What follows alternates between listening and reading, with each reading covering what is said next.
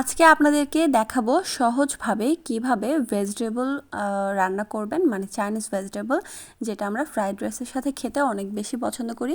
আর কোনো রকম বাড়তি ঝামেলা ছাড়াই আজকে এটা রান্না করে আপনাদেরকে দেখাবো। হ্যালো এভরিওয়ান, কেমন আছেন সবাই? শুরুতেই পেঁপে আর গাজর রেডি করে নিয়েছি। এখানে মুরগির বুকের মাংস নিয়ে নিয়েছি, মানে অল্প কিছু পরিমাণ। তো এখন চলে এসেছি চুলায় এসে প্রথমে কড়াইতে তেল দিয়ে দিচ্ছি।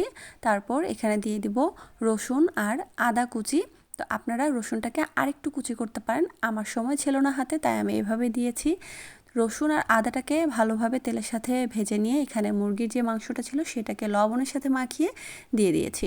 মুরগির মাংসটাকে আমি এখানে একদমই ভাজবো না, জাস্ট তেলের সাথে একটু মিশিয়ে নিয়ে এখানে দিয়ে দিব সবজি। তো আমি এখানে আজকে 2টা সবজি ইউজ করেছি, এক গাজর, 2 পেঁপে।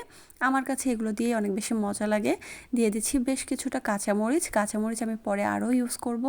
তো দেখেন আমি মুরগির মাংসটা কেন ভেজে নিইনি, কারণ আমার সবজিটাকে আমি কিন্তু একদমই আগে থেকে কোনো বয়েল করে নিইনি, মানে সিদ্ধ করে নিইনি। এখন আমি একবারে এটাকে সিদ্ধ করব। আর এইভাবে আপনারা করে দেখবেন, একদমই ইজিলি রান্না করা যায়। আর এখানে দিয়ে দিচ্ছি এখন সয়া সসের পরিমাণটা যে যেভাবে খেতে পছন্দ করে, আমি একটু বেশি খেতে পছন্দ করি, তাই আমি এখানে মুখা দিয়ে মেপে আর কি 2 মুখা দিয়ে দিয়েছি। এই পর্যায়ে আমি সয়া সসটাকে সবজির সাথে মিশিয়ে নিব। তারপর দিয়ে দিব পরিমাণ মতো লবণ। এখানে একটু বুঝতে হবে, সয়া সসে লবণ ছিল, প্লাস এক্সট্রা লবণ দিলাম, আবার মাংসেও লবণ ছিল, তো একটু বুঝে দিতে হবে। তো দেখেন আমি একটু নেড়েচেড়ে মিশিয়ে নিয়ে পানি দিয়ে দিয়েছি এখানে। আর এইভাবে রান্না করলে বাড়তি কোনো ঝামেলা হয় না, যেমন আগে থেকে সবজিটাকে সিদ্ধ করার কোনোই প্রয়োজন হয় না, প্লাস আপনার কোনো চিকেন স্টক ব্যবহার করার কোনো প্রয়োজন নেই, কারণ চিকেনের পানিটাও এখানে কিন্তু থেকে গেছে, আবার সবজি সিদ্ধর যে পানিটা সেটাও থেকে গেছে। সো এটার টেস্টটা কিন্তু আরও বেশি মজা হয়। তো এই পর্যায়ে আমি পেঁয়াজটাকে ফালি করে দিয়ে দিয়েছি। পেঁয়াজটা এভাবেই কিন্তু সবাই দেয়, তো আমিও এভাবেই ইউজ করেছি। পেঁয়াজটাকে সবজিটা যখন 70 বা 80% সিদ্ধ হয়ে যাবে, ওই পর্যায়ে পেঁয়াজটাকে দিয়ে দিতে হবে, তাহলে পেঁয়াজটা গলে যাবে না। তো এই পর্যায়ে আমি পেঁয়াজটাকে একটু পানির সাথে ডুবিয়ে দিচ্ছি, যাতে এটা সিদ্ধ হতে পারে। তো দেখেন আমার সবজিটা কিন্তু পারফেক্টলি সিদ্ধ হয়ে গেছে, আমার পানির পরিমাণটাও একদম পারফেক্টভাবে আছে। এইভাবে করলে আমার কাছে মনে হয় অনেক বেশি সহজ হয়, আগে থেকে এক্সট্রাভাবে সিদ্ধ করার ঝামেলা লাগে না। তো এখন দেখেন আমি কর্নফ্লাওয়ার পানির সাথে গুলে দিয়ে দিয়েছি।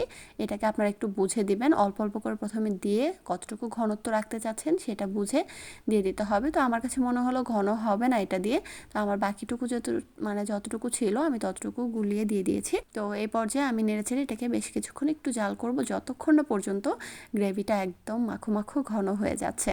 তো দেখেন আমার গ্রেভিটা কিন্তু একদম ঘন হয়ে গেছে, এটা দেখে কতটা লোভনীয় লাগছে।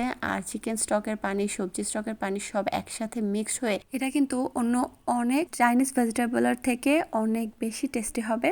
তো আপনারা অবশ্যই এভাবে ট্রাই করবেন। আর হ্যাঁ, ট্রাই করে জানাবেন কেমন লাগলো। ভিডিওটা ভালো লাগলে লাইক, কমেন্ট অ্যান্ড অবশ্যই একটা করে শেয়ার করে নিজের আইডিতে রেখে দিবেন, যেন পরবর্তীতে এটা দেখে আপনারা ইজিলি রান্না করতে পারেন। তো সবাই ভালো থাকবেন, আল্লাহ হাফেজ।